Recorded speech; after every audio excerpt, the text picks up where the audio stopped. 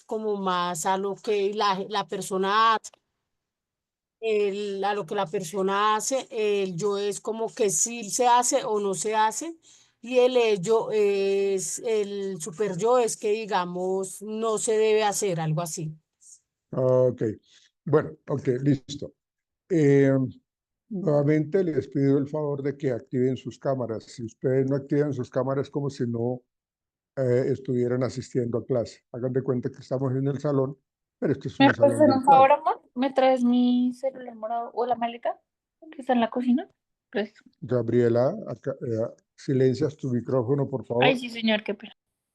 Bueno, para terminar el tema del psicoanálisis, pero enfocado en Sigmund Freud, quiero que tomemos un poco el desarrollo psicosexual y quiero que lo tengan muy presente este tema del desarrollo psicosexual, porque a diferencia de otros teóricos neopsicoanalíticos, pues ellos abordan, digamos, el desarrollo durante toda la vida de la persona, a diferencia de lo que hace Sigmund Freud con su desarrollo psicosexual. Fíjense ustedes de que todo el tiempo Sigmund Freud está enfocado en lo sexual, en la libido, en los impulsos sexuales, en el eros, en el tánato, en lo que hablábamos nosotros ayer de ese impulso sexual, en lo que hablábamos de lo que tiene que ver con el ello, con algo de lo más del principio, el placer como tal, ¿sí? Eh, Hablábamos también de ese complejo de Edipo, que no era pues un amor sexual, sino es un amor platónico. Todo eso fue lo que hablamos a grandes rasgos de las estructuras de personalidad de Sigmund Freud y un poco de la vida de él. Bueno, cuando hablamos nosotros de ese desarrollo psicosexual, ¿sí? Ustedes ya creo lo saben con respecto a todas esas etapas o fases que va desde los 0 a los 12 años, que es hasta donde eh, empieza, bueno, hasta donde termina lo que tiene que ver el desarrollo psicosexual, ¿sí? De Sigmund Freud. Entonces, sabemos nosotros que la fase oral, que va, pues, siempre él lo menciona, que va de la fase de los 0 a los 2 años, y cada una de estas fases se caracteriza o está siendo identificada por unas zonas erógenas. Y estas zonas erógenas, si son eh, sobregratificadas o no, pues entonces van a generar, según lo que decía Sigmund Freud, pues una fijación. En la etapa o en la fase oral que va de los 0 a los 2 años, ustedes saben de que la zona más representativa para los bebés en esta edad es, o el punto G, que llaman como zona erógena, es que todo lo está explorando a través de la boca. Explora el niño, el recién nacido explora el mundo a través de la boca, porque pues el niño que digamos que tiene una evolución biológica y neurológica pues adecuada, pues va a tener una serie de reflejos que hacen de que pueda sobrevivir. Entonces está el reflejo de succión y este reflejo de succión le permite a él eh, lactar del seno de la mamá, ¿sí? Entonces es importante que nosotros veamos que cuando nosotros sobregratifiquemos, sobregratificamos o no a los niños, a los bebés, pues entonces vamos a tener cierto tipo de fijaciones o va a resolver esta fase inicial, esta fase oral, de una manera muy tranquila. Digamos que si nosotros estamos hablando de que el niño o los niños exploran su mundo a través de la boca, entonces si nosotros le permitimos de una manera constante, le estamos sobregratificando o si lo castigamos también, le estaríamos generando una fijación, ¿sí? O sea, si nosotros le decimos al niño que caca, eso no se debe hacer, no se meta eso a la boca, ¿sí? Entonces realmente esa situación hace que el niño pues no pueda explorar su mundo. Entonces ahí se genera esa fijación, ¿sí? Y esa sobregratificación, cuando le permitimos absolutamente que todo lo explore a través de la boca, entonces el niño pues va a evolucionar de una manera, digámoslo, adecuada. Digamos cuando que el niño entra en un estado de fijación, si nosotros hablamos de la etapa adulta, digamos las características más relevantes de esta etapa oral en una etapa adulta es las personas que terminan siendo alcohólicas, pues porque estamos, o los alcohólicos obtienen la gratificación por la boca y pues tienen pues todo ese tema del alcoholismo, o de las personas que son fumadores empedernidos. Todo está siendo presentado a través o explorado a través de la boca. Entonces, pues realmente son las fijaciones que nos está planteando Sigmund Freud.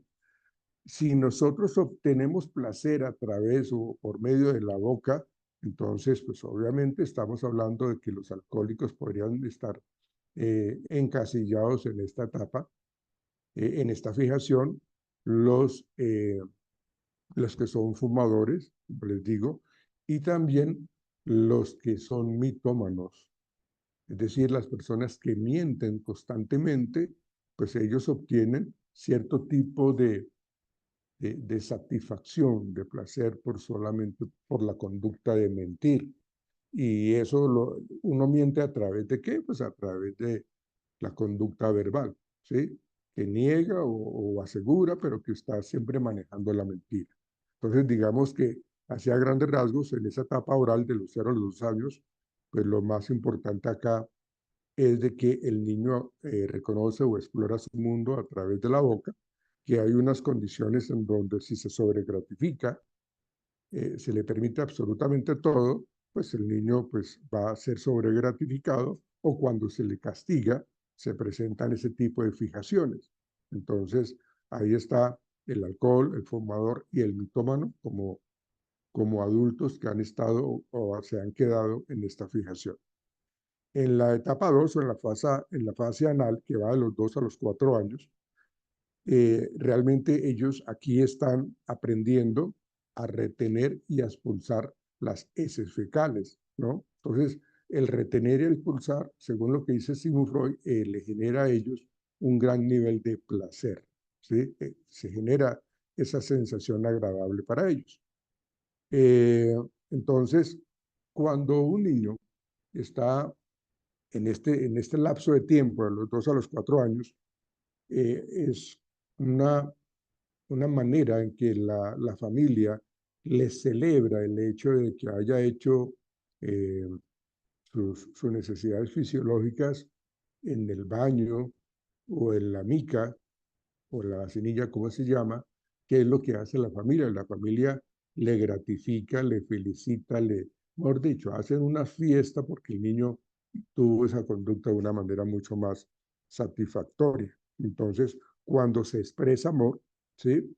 Eh, realmente el niño está reconociendo de que esa conducta de expulsar las heces o de retenerlas mientras llega al baño, pues realmente le está funcionando, ¿sí? Eh, Cuando no se gratifica, porque con lo que yo les estaba planteando es el tema de la gratificación, pero cuando no se gratifica es decir que pues el niño hace lo que hace y pues la familia no le da importancia a eso, entonces pues esa parte genera una no gratificación. Digamos que la fijación en la etapa adulta, en el adulto, digamos, cuando hablamos de esas fijaciones, estamos hablando de una persona tacaña. Acuérdense que estamos hablando de retener. Una persona tacaña, ¿qué es lo que hace? Retener, ¿no? Una persona tacaña no invita a una gaseosa, no invierte para otras personas. Es una persona que está constantemente reteniendo. ¿Sí? ¿Qué retiene? Pues el dinero. Y eso es algo característico en esta fase anal, en donde la persona aprendió a retener de una manera exagerada. Entonces, por eso se habla de que es un tacaño, ¿sí? Y el otro extremo es una persona que es botaratas, digámoslo, entendiendo botaratas, que es una persona que es el amigo que uno quisiera tener, porque él dice, no, yo pago esta ronda, venga, yo los invito a todos, venga, ¿usted cuánto necesita? Venga, yo le doy la plata, yo le colaboro. Entonces es el super amigo que lo que hace es ser muy botaratas, ¿no? Estar dando constantemente. Acuérdense que en esta etapa o esta fase anal lo que se habla es de retener y expulsar. Y el botaratas pues está caracterizándose porque entrega, expulsa, regala, o sea, está dando absolutamente todo, ¿sí? Y otro ejemplo que se puede presentar en esta fase anal es la persona celotípica. La persona celotípica encaja muy bien en esto porque pues precisamente quiere retener. Ese es el famoso controlador, manipulador que quiere dominar permanentemente, que quiere controlar. Entonces, cuando se habla de un celotípico es porque quiere retener. Usted es mía, usted es mío y de nadie más. Entonces, por eso se presentan todas estas situaciones tan complejas a nivel de relación de pareja que termina afectando bastante pues la continuidad de esa relación. Entonces él es la persona que está diciendo que si usted no es para mí, entonces no es para nadie, que yo le controlo absolutamente todo, le reviso el celular, eh, estoy pendiente de una cosa, de la otra. Es el típico controlador que está dominando. ¿Por qué se caracteriza o por qué está relacionado con esta fase anal? Pues porque está reteniendo, está controlado, ¿sí? Entonces, esas como las fijaciones que de pronto más se identifican en esta fase anal, de 2 a los 4 años. En la fase fálica, pues que va de los 4 a los 6 años, su zona erógena pues son los genitales, ¿sí? Eh, digamos que este descubrimiento del cuerpo que tiene o que hacen los niños es muy natural, es supremamente normal, ¿sí? De hecho, muchas veces los papás caen en el error de preocuparse excesivamente cuando el niño o la niña están explorando su cuerpo, ¿sí? Es un autoconocimiento. Aquí no estamos hablando de masturbación ni nada por el estilo, simplemente estamos hablando que la persona o el niño en ese rango de edad de los 4 a los 6 años está conociendo su cuerpo, ¿sí? Y pues obviamente la zona erógena eh, son los genitales. Entonces empiezan a acariciar sus genitales no con el morbo de un adulto a nivel sexual, sino pues porque están generando cierto tipo de autoconocimiento, como les digo, y está generándose también ese tipo de satisfacción, ¿sí? Acuérdense que nosotros habíamos hablado ayer de ese complejo Electra, en donde aquí es donde se está manifestando de una manera mucho más fuerte, porque pues es la etapa fálica en donde se despierta como eh, esa, esa curiosidad, ¿no? De lo sexual. Digamos que aquí en esta parte se está generando ya, o se puede estar generando una identidad sexual, ¿sí?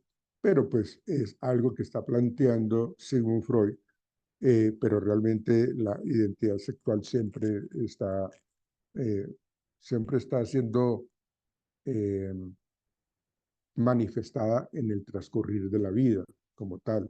Bueno, digamos que esa sería la fase fálica hacia grandes rasgos. La fase latencia, ustedes ya la conocen también, ese periodo que va de los 6 a los 12 años, que es en cierta manera un adormecimiento, ¿sí? Aquí ya no hay interés absolutamente de un aspecto sexual. De hecho, cuando nosotros hablamos de esta etapa eh, de latencia, no hay una zona erógena identificada o marcada como las anteriores, pero hay algo muy característico en los niños y en las niñas y es que el niño siempre va a querer compartir con otros niños y las niñas siempre van a compartir con las niñas. ¿Ven? Entonces, cuando uno le dice al niño en este lapso de tiempo de 6 a los 12 años, vaya salude a la prima, vaya salude a la amiga, dé un beso, pues entonces como que el niño dice, uy, no, guácale, no, yo no lo voy a hacer.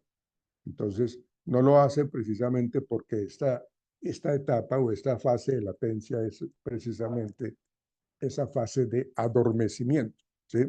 Entonces, por lo general, comparten es niños con niños y las niñas con las niñas, ¿sí?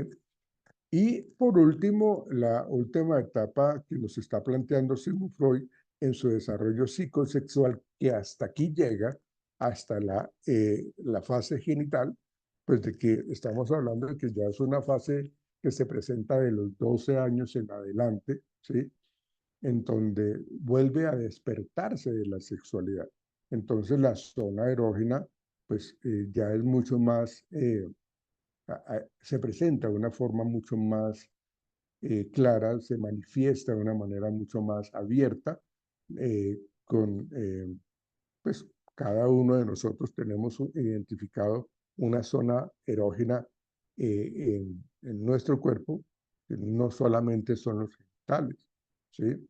Entonces hablamos nosotros de que hay personas que el cuello es su zona erógena, hay personas que tienen sus zonas erógenas en los dedos del pie, otras personas en el cuello, otras personas en la oreja.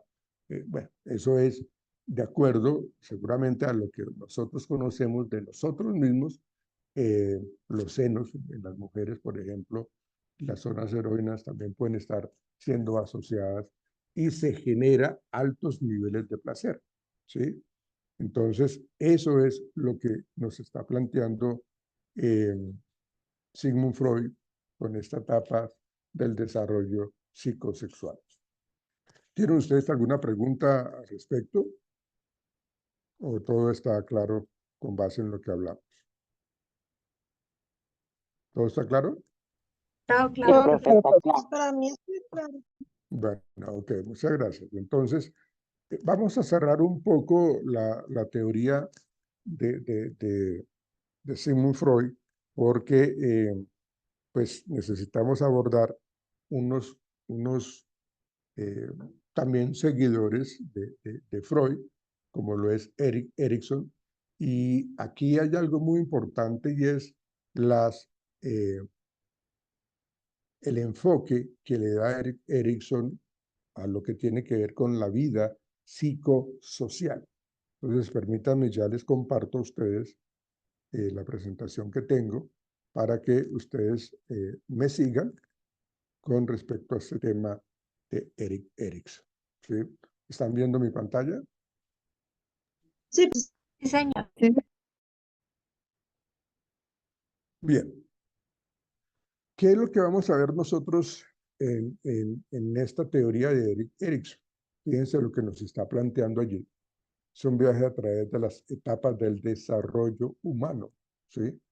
Erik Erikson, este personaje, pues es un psicoanalítico, pues de que tuvo pues sus roces con Freud, porque Freud, si ustedes recuerdan, ahorita, Freud lo que planteaba era que habían unas etapas o fases del desarrollo psicosexual, pues porque Freud era netamente sexual, ¿sí? Le daba mucha importancia a esa parte de la libido como tal.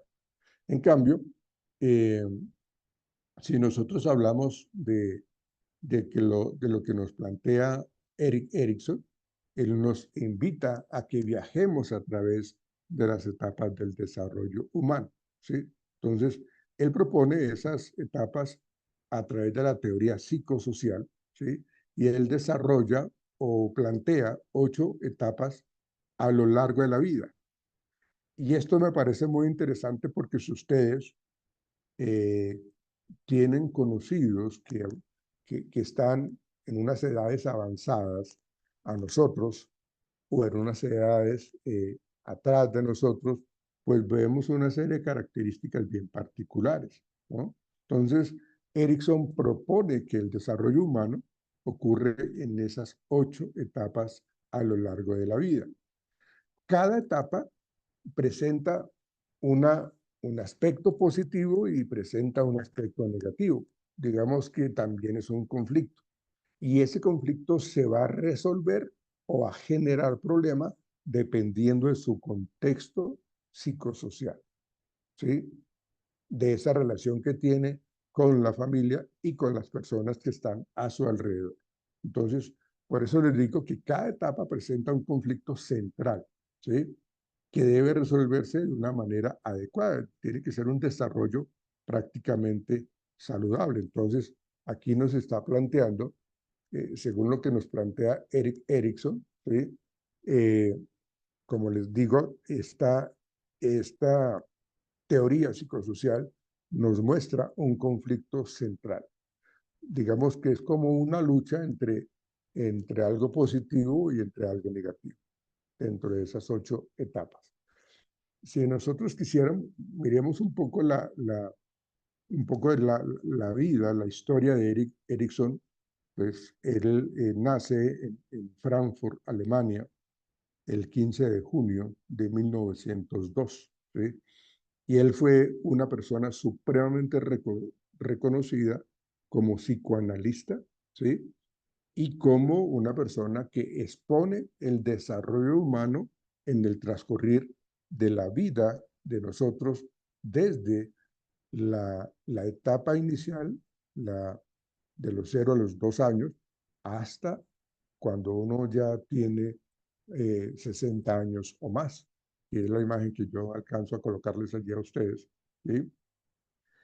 Eh, en estas épocas siempre se veía constantemente pues como una relación bastante particular entre las parejas y pues lo normal era que la gente se separara. Entonces, Erik Erikson fue padre de un judío danés y la mamá era una judía alemana. Entonces, fíjense que allí hubo como una mezcla cultural entre Dinamarca y Alemania. Su infancia estuvo precisamente marcada por esa complejidad cultural y familiar. Pues porque el papá era bastante machista, controlador, y la mamá pues era pues una persona supremamente complaciente, sumisa, todo este tema, ¿sí? A los 3 años de la vida de Erik Erikson, pues los papás se separaron, ¿sí? Y lo que hizo la mamá con Erik fue mudarse para vivir con los abuelos, con los papás de la mamá, ¿sí? Esta separación y esa experiencia multicultural que nos está planteando la vida de Erik Erikson le llevó a que le diera mucha importancia o influyeron de una manera muy profunda en lo que tiene que ver con la comprensión y la identidad y el desarrollo humano, ¿sí? Eh, digamos que él le gustaba muchísimo en su juventud, le gustaba muchísimo el arte, la poesía, ¿sí? Él se traslada cuando él tenía 18 años, se traslada a Múnich, donde pues empezó un rol como profesor, como docente de arte en una escuela de educación alternativa, ¿sí? Pero ahí ya empezó a tener como una inclinación hacia el psicoanálisis, ¿sí? Digamos que algo interesante de la vida de Erik Erikson fue que pues, fue influenciado por la hija de Sigmund Freud, por Anna Freud, eh, para que él se metiera más de lleno, de una manera más profunda en el psicoanálisis, ¿sí? Entonces fue algo bastante interesante, ¿sí? Eh, Posteriormente, pues ya con esa influencia tan marcada, él se mudó en 1933 a Estados Unidos, obviamente para escapar de pues toda esa opresión nazi, ¿sí? Acuérdese que en esta época se habla mucho de la Primera y la Segunda Guerra Mundial, ¿sí? Entonces siendo influenciado por ese tema del nazismo en Europa. Entonces, Erickson se fue en este año, en 1933, para Massachusetts, ¿sí? Y allí su carrera despegó eh, en una universidad bastante interesante, muy famosa, como la de Harvard, donde ayudó a fundar eh, un programa de entrenamiento en psicoanálisis pues, para adultos.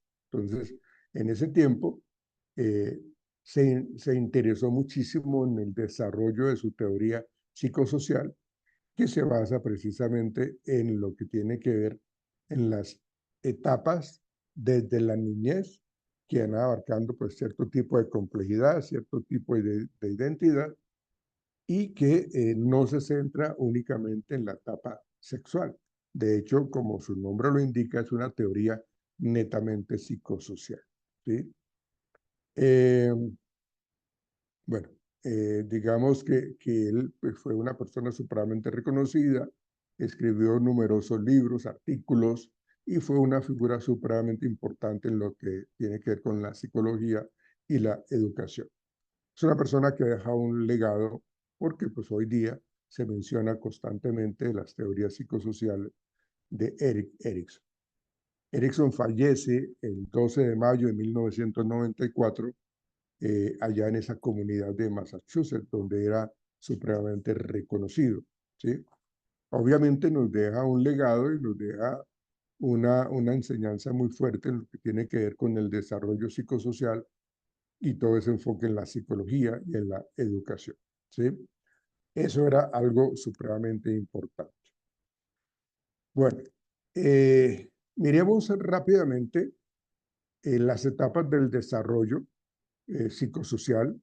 Aquí estamos hablando, acuérdense en lo que yo les digo, en Erickson hay un, un conflicto permanente entre un aspecto positivo y un aspecto negativo del desarrollo psicosocial del ser humano.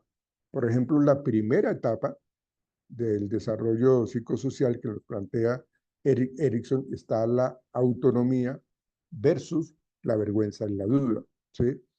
Esta etapa se presenta desde el primer año de vida hasta los 3 años, ¿sí? Acuérdense por favor, de que siempre va a haber una gran influencia en cómo ha sido o cómo fue el embarazo de la mamá. De ahí ya estamos hablando que hay cierto tipo de influencia en el desarrollo emocional del niño, ¿sí? Cuando está en el vientre de la mamá. Pero cuando ya hablamos de la edad de los 1 a los 3 años, esta etapa de la autonomía versus la vergüenza y la duda, el conflicto que se presenta, porque acuérdense también de que cada etapa está hablando de un conflicto y es el desarrollo de la autonomía personal. ¿Cuándo se presenta autonomía y cuándo no se presenta autonomía? Digamos, si se presenta autonomía, quiere decirte que los padres generaron entonces un buen acompañamiento a este pequeño. ¿Cuándo no se presenta autonomía sino la vergüenza y la duda? Se presenta cuando los papás no fueron atentos y no fueron, bueno, este es un concepto muy skinneriano, muy conductista, que hablamos de reforzar las conductas que el niño presenta, ¿sí? En este rango de edad de los 1 a los 3 años. Entonces, un niño pequeño que aprende a vestirse, como el ejemplo que está planteado allí, solo puede sentirse orgulloso, pero perdón, que pueda vestirse solo, puede sentirse orgulloso o avergonzado si le dicen que no lo hace bien. ¿Ven? Entonces, que si yo veo que el niño se está tratando de vestir y entonces yo lo insulto, yo lo regaño, le digo un poco de cosas, pues obviamente eso hace que el niño se sienta supremamente mal. ¿Qué se desarrolla en esta etapa? En ese caso, pues la vergüenza y la duda, ¿sí? En cambio, si nosotros somos unos adultos responsables y vemos de que el niño está aprendiendo, como está en la imagen, a vestirse solo, y nosotros le alabamos, le felicitamos, le aplaudimos, le sonreímos, pues entonces el niño se puede sentir orgulloso, ¿sí? Entonces, digamos que ahí está resuelta esa etapa, ¿sí? Entonces, imaginémonos que si el niño adquiere, en vez de autonomía, vergüenza y duda, eso ya es un escalón que no pudo superar.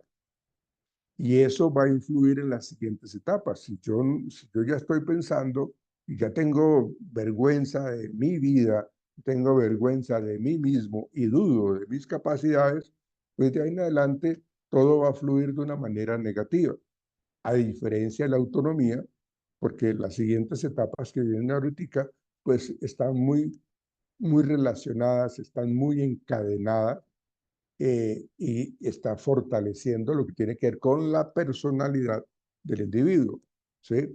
En cambio, si hay vergüenza y duda, pues entonces la personalidad del individuo también va a resultar de una manera negativa.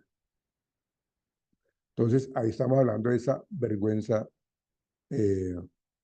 autonomía y vergüenza y duda.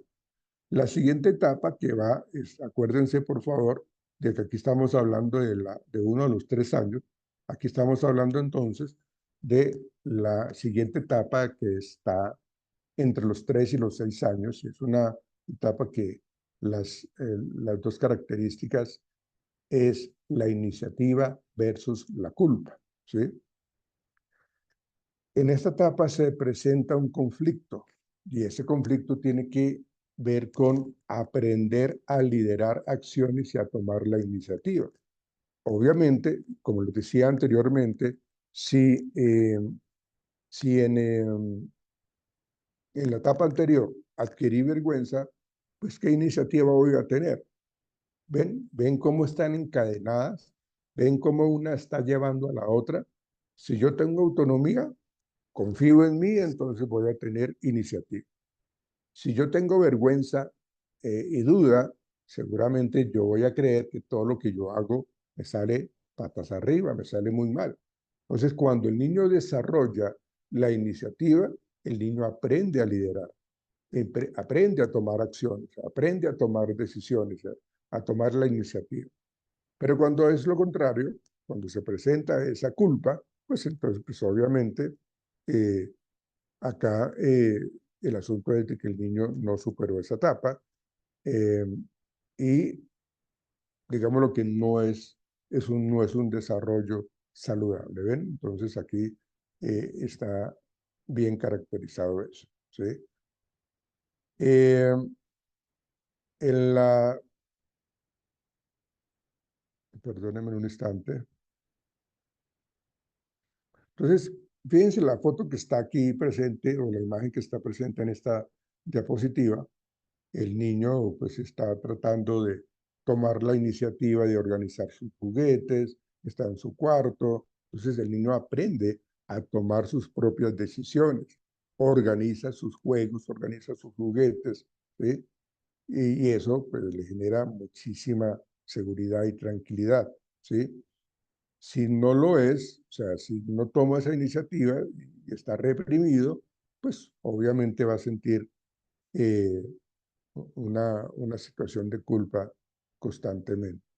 Entonces, esta es la segunda etapa. Acuérdense de que las etapas psicosexuales de Freud van hasta los 12 años, ¿sí? Aunque él dice que va de los 12 años en adelante, pero él ya hasta ahí estudia ese desarrollo psicosexual. En Erickson, pues estamos avanzando en edad y como les digo, pues cada etapa, cada fase está llevando por un buen camino de desarrollo saludable o por una situación de conflicto permanente, ¿sí? Entonces, en la siguiente etapa, ya diferente a la iniciativa y a la versus a la culpa, ¿sí? Estamos hablando de eh, la industria versus la inferioridad. Cuando nosotros hablamos de la industria que va a los 6 a los 12 años, los niños trabajan para desarrollar sus habilidades y tener sentimientos de productividad, ¿sí? Entonces, acá la industria, como lo mencionan allí, quiere ver con esta persona cómo es de capaz de hacer las cosas. Por ejemplo, un estudiante que recibe las buenas calificaciones se siente supremamente competente, ¿sí? Ahí es lo que nos está planteando ese ejemplo. Si fracasa, pues entonces puede sentirse supremamente inferior, ¿ven? Entonces, allí ese conflicto es de que los niños trabajan para desarrollar habilidades y sentimientos de productividad. Si yo vengo con vergüenza, si yo vengo con sentimientos de inferioridad, si yo vengo con la culpa, pues entonces no voy a desarrollar esa capacidad de generar o desarrollar habilidades. Por el contrario, sigo siendo supremamente eh, negativo y considero pues, de que yo no voy a ser capaz de hacer absolutamente nada. ¿Ven? Entonces, esa sería la etapa número 3 que va de los 6 a los 12 años, según lo que los plantea Eric Erikson. ¿Sí? Esta etapa que va de los 12 a los 18 años, fíjense que aquí ya nos metemos un poco en la identidad versus la confusión de roles. ¿Sí? Esta etapa, la búsqueda de la identidad personal y la dirección nos hace entender de que los adolescentes pueden estar en actividades diversas, están en juegos, están en grupos sociales, comparten con los amigos, estudian, entonces desarrollan realmente esa o buscan esa identidad personal y le dan una dirección positiva siempre y cuando tengan esa identidad. ¿Sí? Cuando hay una confusión de roles, pues porque realmente vengo con todas esas anteriores aspectos negativos, pues entonces voy a tener siempre como una incertidumbre muy grande allí, ¿sí? Entonces, un adolescente que explora esos diferentes espacios, esos diferentes intereses, como vemos en la imagen, pues realmente va a desarrollar esa identidad diferente a lo que tiene que ver con la confusión de roles. Él considera que no es buen amigo, que no es buena pareja, que no sabe cuál es su orientación de género, ¿sí? Entonces, realmente aquí se está manifestando eso, ¿sí? En la siguiente etapa, la etapa número 4, esta es la número 3, la etapa número 4, acuérdense que son 8 etapas, ¿sí? Estamos hablando de que está relacionada con la intimidad versus el aislamiento. Si nosotros no hemos desarrollado las anteriores, o bueno, se han desarrollado los temas de la confusión de roles, se ha desarrollado inferioridad, se ha desarrollado culpa, ¿sí? Entonces, eso nos lleva a que todo lo que hemos venido avanzando sea totalmente negativo. Vergüenza y duda, la misma culpa, lo que tiene que ver con la inferioridad, que consideramos de que no somos capaces y que todo el mundo es mejor que uno. ¿Ven? Entonces, ahí se mantiene esa confusión de roles. ¿Sí? En esta etapa, cuando llegamos a esta etapa del adulto joven, ¿sí? Pues entonces es una persona que va a sufrir muchísimo cuando no sabe tener relaciones íntimas, no sabe establecerlas, no sabe conquistar a una chica o no sabe responder a los halagos de un hombre, ¿sí? Entonces, no se establecen relaciones íntimas y compromisos adecuados. ¿Ven? Entonces, ese adulto joven va a terminar en un aislamiento. ¿Y por qué se presenta eso? Por lo que yo les comento, que venimos en ese desarrollo de la vida misma supremamente truncado. Si es diferente, si es diferente, entonces una persona que puede estar formando una pareja y emocionalmente está bien. O sea, no es una persona controladora, no es una persona que genere conflicto, es una persona estable, saludable, ¿sí? Está resolviendo esta etapa, ¿sí? No está queriendo controlar, tiene una intimidad saludable, ¿sí? Si no lo hace, pues entonces estamos hablando de ese aislamiento. ¿Sí? Entonces, esa sería la etapa número 4. Esta sería la número 5, ¿no? Generatividad y estancamiento. Vengan, La nos 6, regresa. profe, la 6. Ok, gracias, gracias. Entonces, miren esto. La etapa número 1, autonomía versus vergüenza. La número 2, iniciativa versus culpa. La etapa número 3, industria versus inferioridad. La etapa número 4, identidad y confusión de roles. La número 5, intimidad y aislamiento. Y, tenía razón, la número 6, que tiene que ver con la edad o el rango de edad, es un adulto medio, que habla de la generatividad versus el estancamiento. ¿Sí? Aquí el conflicto cuando hablamos de la generatividad, ¿sí? Es la necesidad de contribuir a la sociedad. Entonces, si yo soy una persona que tiene eh, un buen desarrollo psicosocial, entonces yo voy a preocuparme por la comunidad. Entonces, la foto que yo les coloqué a ustedes ahí es de que, miren, yo estoy ayudando a los muchachos a que sean mejores jugadores.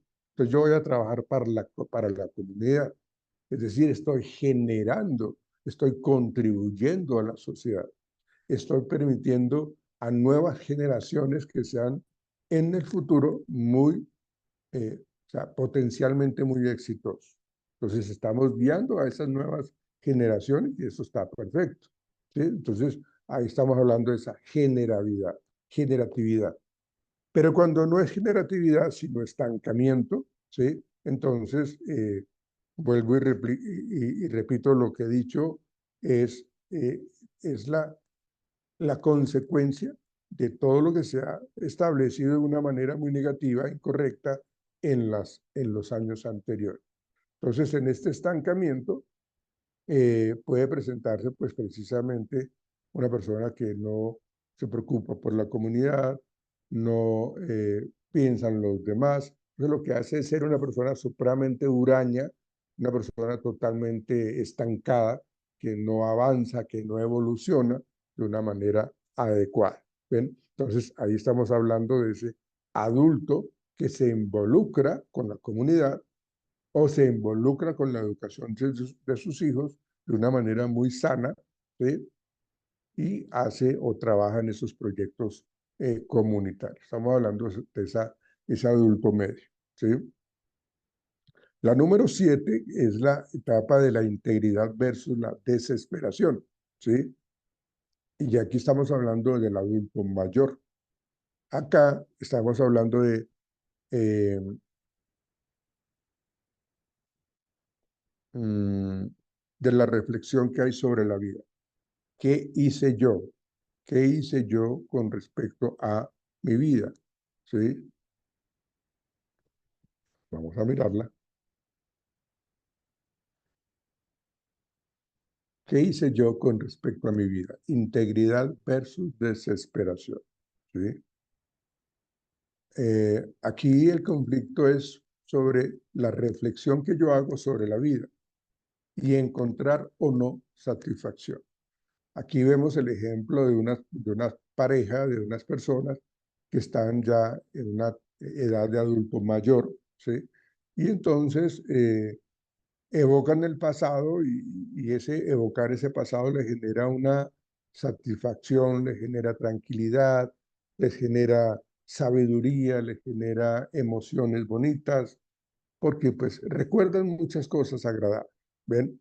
Entonces ahí estamos hablando de que esta persona desarrolló esa capacidad de integridad o íntegra en donde realmente está reflexionando sobre la vida y que todo lo que yo hice en el pasado, todo lo que yo hice en el pasado fue bueno. O sea, yo tengo la certeza de que puedo voltear a mirar atrás mi pasado y voy a dar cosas muy bonitas. No me va a dar vergüenza, no me va a dar pena, ¿sí? Es decir, que yo levanto la frente con orgullo, miro al frente, no me asusta, eh, digamos, los errores que cometí. Puede que yo haya cometido errores, pero pues bueno, eso se trata del aprendizaje. cometí errores, pero a partir de esos errores yo reflexiono, ¿sí? Entonces yo estoy dejando huella, yo estoy haciendo las cosas positivamente, yo estoy haciendo que las personas que están alrededor mío me reconozcan como una persona supremamente eh, sabia, ¿sí? O sea, entonces ahí estamos hablando de esa integridad. Diferente sería a una persona que tiene esa desesperación. En esta etapa de la desesperación, ¿sí? Pues es totalmente lo contrario. Yo como que no hice nada en la vida, yo no progresé, como que yo cometí un error tras error y yo no aprendí de ese error. Entonces yo no tengo como el orgullo, la seguridad, la tranquilidad de mirar atrás. Por el contrario, me siento desesperado, me siento que no le dejé nada a mis hijos, no les enseñé nada positivo, ¿sí? De hecho, la relación con mis hijos puede ser totalmente negativa si estoy en ese estado de desesperación, ¿sí? Entonces, tiene que ver con esa parte que realmente está mm, generando, pues, ese tipo de consecuencias, ¿sí? Ahora, si nosotros eh, entramos en las conclusiones de la etapa psicosocial de Erickson, fíjense que estamos hablando de que hay un desarrollo humano a través de las etapas de la vida, ¿sí? Cada etapa es crucial, como lo plantea allí la diapositiva, para que la personalidad evolucione o se desarrolle de una manera saludable, ¿sí? Y que las relaciones que se presentan en cada etapa de estas etapas psicosociales eh, sean pues, lo más adecuadas, ¿sí? Entonces, tenemos un mundo supremamente a veces demandante, tenemos un mundo a veces supremamente castigador, un mundo que está caracterizado por la presión, que está caracterizado por la mentira, que está caracterizado por la mentira, pero la contraparte es de que también el mundo nos puede brindar una serie de momentos muy importantes, muy bonitos, cruciales para nuestra vida, pero que tenemos que aprender a vivir exactamente de eso, ¿sí? Entonces, esta teoría, como les comentaba yo al inicio, pues es una teoría que realmente nos deja algo muy interesante con respecto a eh, el desarrollo psicosocial, ¿sí? Quiero hacerles unas preguntas o un par de preguntas realmente, ¿sí? ¿Qué opinan ustedes de estos pensamientos, de estas etapas que nos planteó Erickson, ¿sí? ¿Qué piensan ustedes de estas etapas? ¿Quién quiere participar, por favor?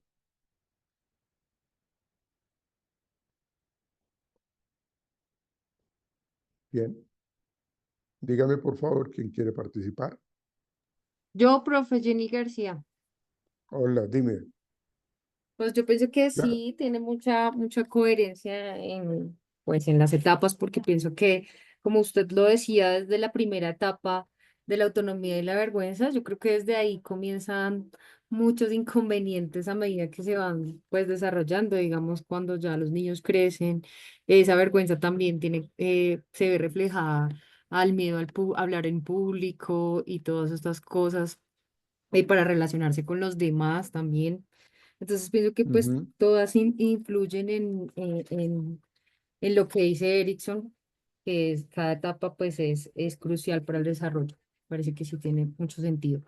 Y acuérdense lo que yo les comentaba al inicio de las diferentes etapas que yo les decía a ustedes, cómo es, ya te doy la palabra, Dilma, cómo es tan marcada la influencia que tienen eh, los cuidadores, los adultos en los niños, ¿sí? Eh, digamos que los niños siempre, y eso es algo muy claro, los niños a nosotros nos ven como sus protectores, ¿sí? En los primeros años de vida a nosotros nos ven como sus héroes, nos quieren compartir con nosotros todo el tiempo, de hecho se sienten seguros, de hecho se sienten muy tranquilos. Y eso es lo que busca, digamos que el desarrollo de cada etapa, ¿sí? De cada una de esas etapas, como lo mencionaba al inicio de la charla de hoy, de esa parte del infante en donde debe confiar en el mundo y en sus cuidadores como tal, ¿sí? Entonces, si el bebé recibe todo el amor, todo el cuidado que se merece de una manera muy constante, de una manera muy consistente, pues ¿qué va a desarrollar? Pues va a desarrollar muchísima confianza.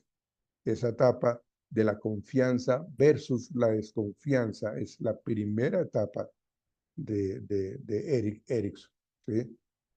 Entonces, realmente, cuando nosotros vemos que el niño está totalmente descuidado, no le brindan cariño, no le brindan atención, no responden a sus llamados, pues obviamente entonces, pues, ¿qué confianza va a adquirir el niño?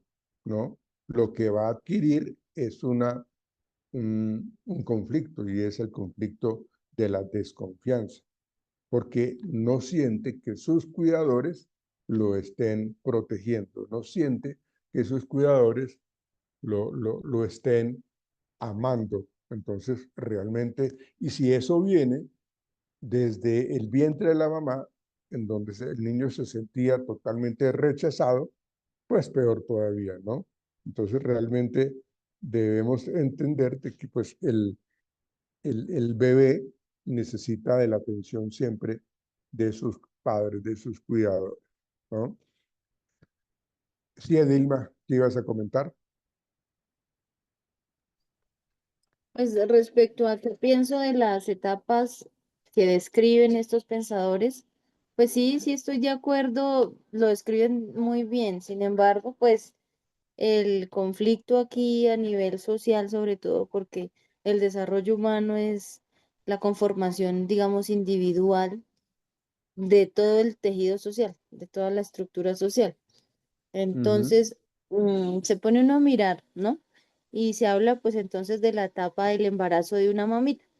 Puede que haya tenido mucho amor para apreciar pues su estado de embarazo, sin embargo no tuvo recursos, sin embargo no sé, le propiciaron unos entornos como muy complejos, fue maltratada, tuvo un, no sé, un evento traumático, un secuestro, bueno, qué sé yo.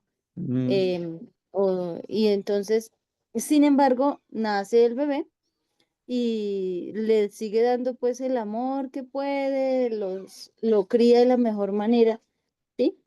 Y ahí me pregunto yo algo, es ¿cómo llega una persona con todas estas condiciones a la adultez, ¿sí?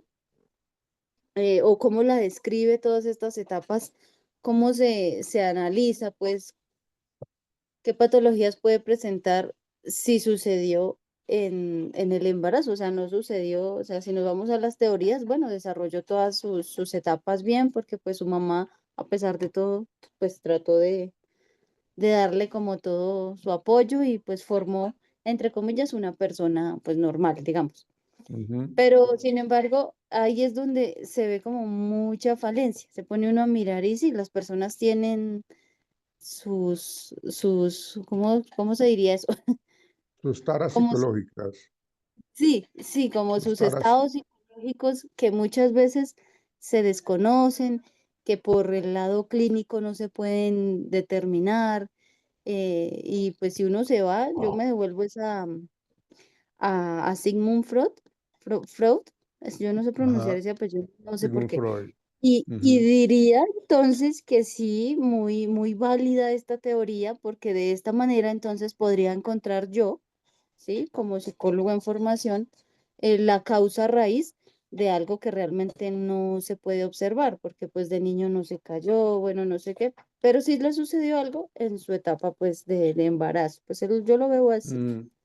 Pues fíjate que con base en lo que tú estás planteando, Edilma, aquí hay algo muy cierto y es de que, pues, si las experiencias primarias que tiene un ser humano, sea hombre, sea mujer, son positivas o negativas, pues eso lleva a que se generen ciertos tipos de aprendizaje. Entonces, si esta mamita creció en un ambiente supremamente hostil, en un ambiente supremamente que reprimía, un ambiente castigador, un ambiente que humilla, entonces realmente, pues esta mamita, pues ya va a tener como una connotación, un esquema cognitivo un poco alterado, un esquema supremamente negativo, porque ella pues considera de que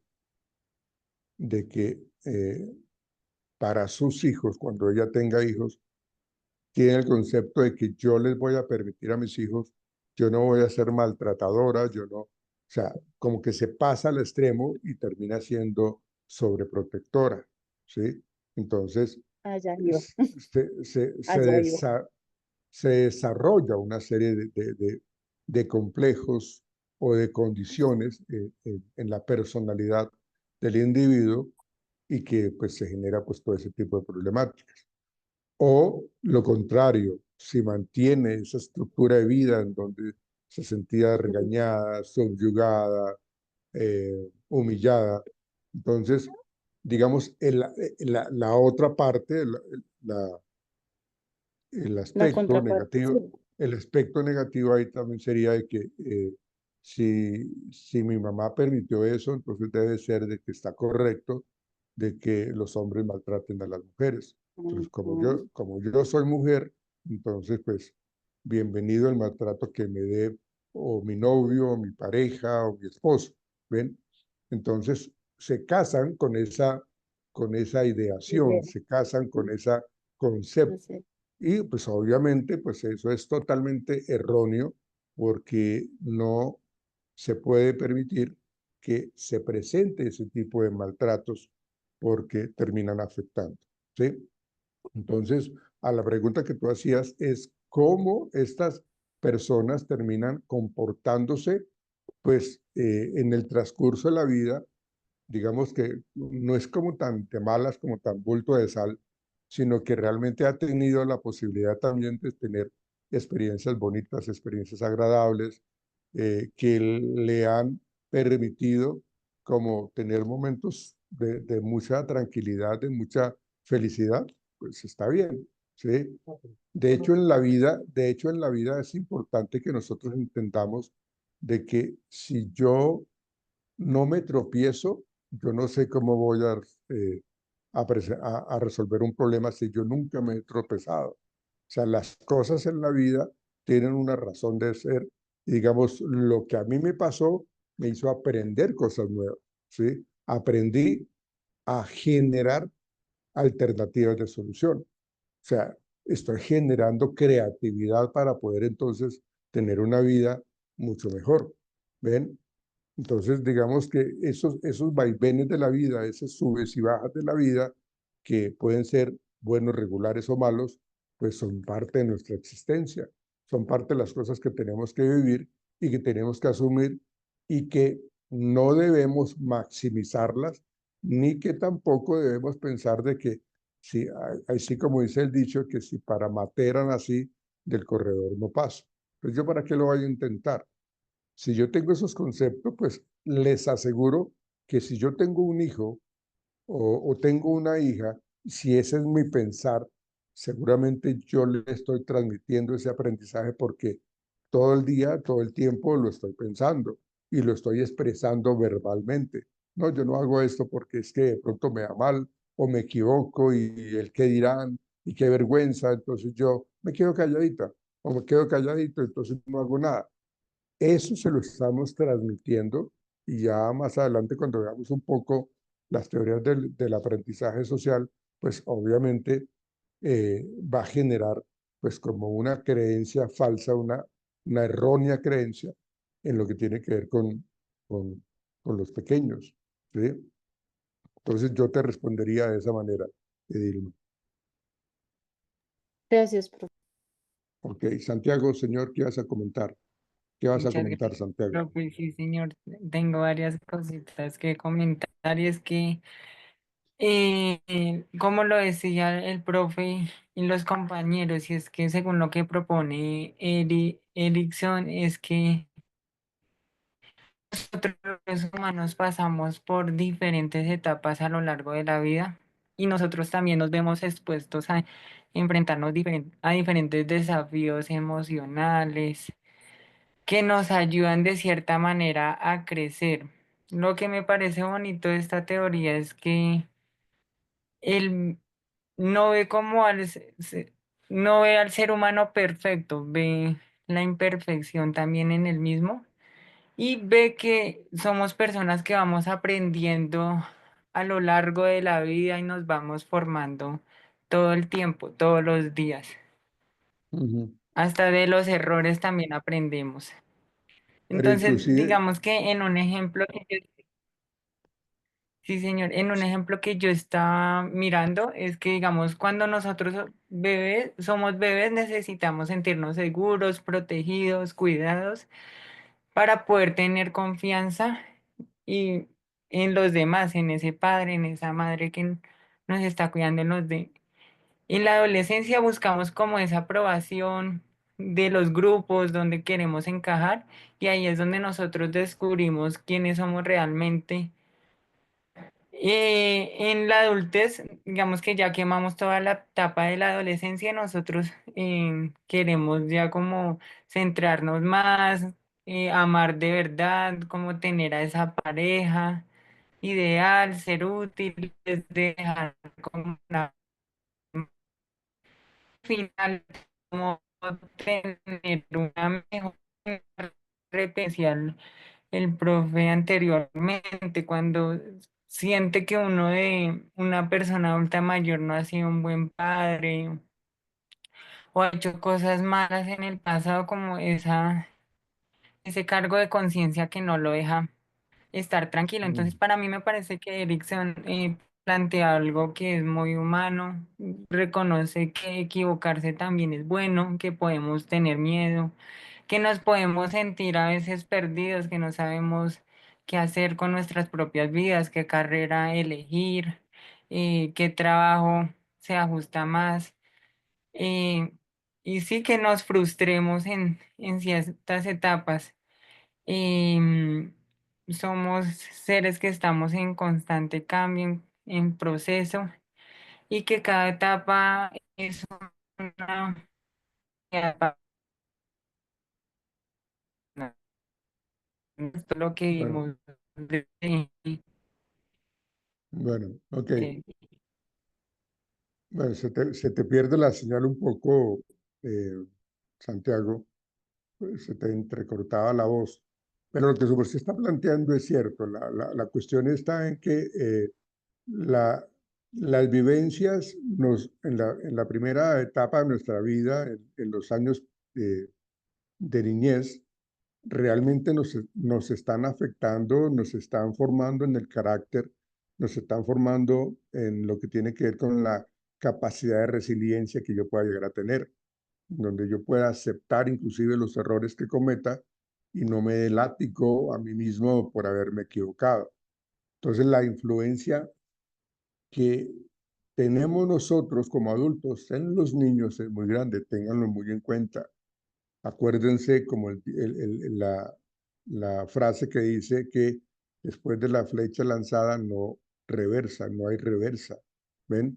Después de la palabra mal dicha, ya lo que se dijo, se dijo.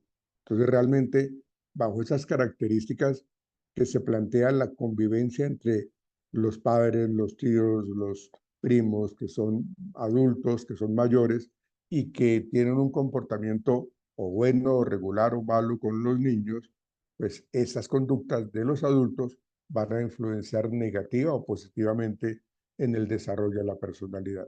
Y se va a generar toda una serie de características que es la que nos está planteando Erickson. ¿Ok? Entonces, hay una gran influencia marcada en lo que es el desarrollo de nuestra salud mental, de nuestro componente emocional y de la capacidad que tengamos para afrontar con resiliencia o no las circunstancias que tenemos. Que las tenemos que aprender a manejar, sí. Que no quisiera que nos pasara, pues también. Pero si nos pasa, bueno, tenemos que levantarnos, sacudirnos y seguir adelante. No hay de otra. O me quedo estancado, como dice una de las etapas de Eric Erickson. O estoy generando creatividad, estoy generando una serie de ideas supremamente buenas y eso me permite a mí entonces sentirme supremamente bien. Gracias, Santiago. Juan Felipe, ¿cuál es tu comentario?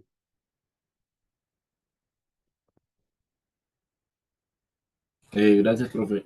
No, pues si miramos la perspectiva tanto con Erickson, la miramos con Freud y miramos el concepto propiamente, la personalidad tiene tres puntos principales y es los pensamientos, o la cognición propiamente, las emociones o los sentimientos y la forma en que Ujú. yo actúo.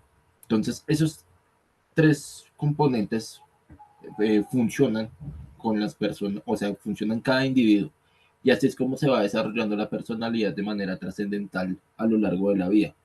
Entonces, estas etapas que obviamente menciona Erickson son importantes porque al momento de que este individuo, pues al generar esa, o cuando se empieza a interactuar de esa forma, al sentir, al pensar y al actuar, pues genera como tal ya el desarrollo de esa misma personalidad. Y pues obviamente esas etapas cuando se van llegando, tanto en los mismos puntos de Freud como en Erickson, van a ser siempre relevantes y son etapas que son indispensables que las personas deban generar para que pues obviamente puedan construir obviamente lo que es su moral, lo que puede ser propiamente la construcción de sus propios pensamientos en cuanto a lo que puede ser aspectos positivos o aspectos negativos. Y pues esos son los mismos que determinan lo que nosotros podemos definir como bueno o malo, porque pues en sí estos tipos de conceptos no son conceptos propiamente naturales, si se puede decir de una forma, sino que son conceptos propiamente basados en las normas y en todo lo que se ha generado a nivel social. Sí, y la influencia marcada que tiene la sociedad, pues ahí siempre va a estar ahí latente, ¿no? Lo que hablábamos nosotros de la necesidad misma de las normas que coloca la sociedad, que tiene que regularnos para poder entonces no tener una serie de conductas incorrectas, desfasadas, vulgares, groseras, porque se me antoja, ¿no? Entonces, eh, Erickson me parece que apunta de una manera mucho más completa, porque lo hace de una manera mucho más global. Digamos que Sigmund Freud tiene una interpretación más individual. De hecho, es una de las cosas que le critican a Freud, que sus estudios no se basan en investigaciones colectivas, sino con Poderlo grupos mostrar de pequeños. manera general. Sí, ¿ven? Exactamente. Entonces eso lleva a que se caiga de su peso un poco algunas de las cosas del psicoanálisis.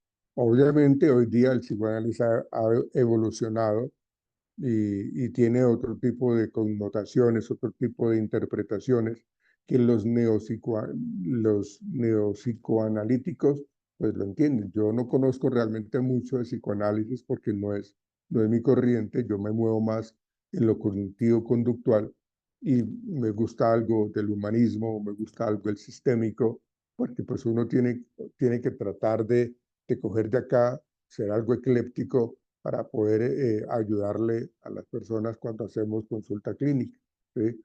Pero pues no sé algunas cosas del psicoanálisis, como ustedes se pueden dar cuenta, pero si ya nos ponemos a hablar con un erudito del psicoanálisis, seguramente yo voy a caer en ridículo porque voy a decir una serie de sandeces, de barrabasadas y pues me van a criticar. Pero entonces, como no sé, entonces yo, hasta donde yo sé, yo lo menciono y se expresa. Pero como las cosas han evolucionado en el psicoanálisis, pues seguramente habrán cosas que han sido ya reevaluadas eh, o que se han caído de su propio peso, pero es como la idea. Bien, muchachos, creo que terminamos por hoy. Eh, no creo, yo pensaría que el hecho que hayamos tenido la clase hoy virtual, yo pensaría, no creo que haya modificado, el viernes tendríamos también virtualidad, ¿no? Igual yo porque es que mañana, pues, gracias a Dios es un viernes chiquito hoy, ¿sí? Entonces, mañana no creo que estén mandando mensajes de que el viernes lo vamos a hacer virtual. Entonces, pensaría que el viernes nos veríamos también acá por este espacio, ¿sí? Esperemos a ver qué deciden las directivas de la universitaria. Bueno, muchachos, yo quiero pedirles excusas por mi llegada tarde. Como les dije, no había por dónde moverse. Y para donde yo vengo, pues siempre hay su terreno, ¿sí? Pero les agradezco pues su paciencia y que me hayan esperado. Y pues bueno, descansen y disfruten del descanso de mañana también. Bueno, no Muchas olviden gracias, hacer, profe. no Gracias, olviden profe. hacer las Gracias, profe. lecturas que yo les dije. Hagan las lecturas, por favor. Gracias, profe. Feliz Chao, noche. muchachos. Que estén muy bien. Chao, chao. Gracias, Hasta profe. luego. Profe, Chao, que chao. descansen a todos. Chao, hasta luego. Chao, muchachos. Chao, profe.